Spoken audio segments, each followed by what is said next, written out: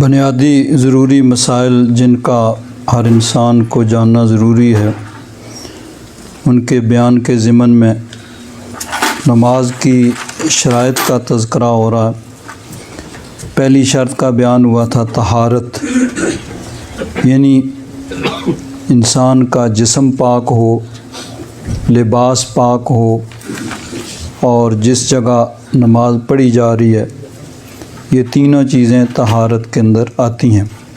اس کے سلسلہ میں گزشتہ جمعہ تفصیل عرض کی گئی۔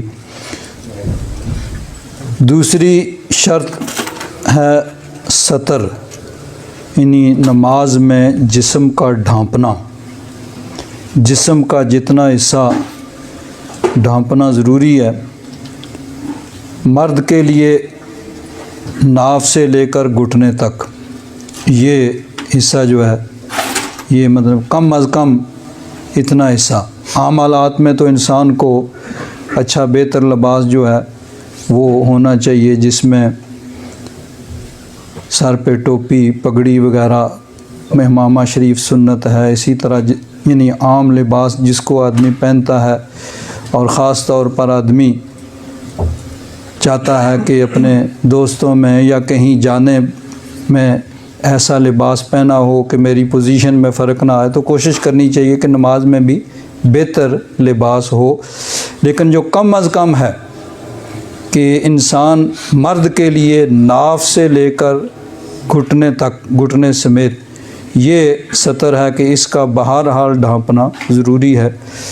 اگر اس میں سے کچھ حصہ کھلا ہوگا تو اس کی نماز درست نہیں ہوگی۔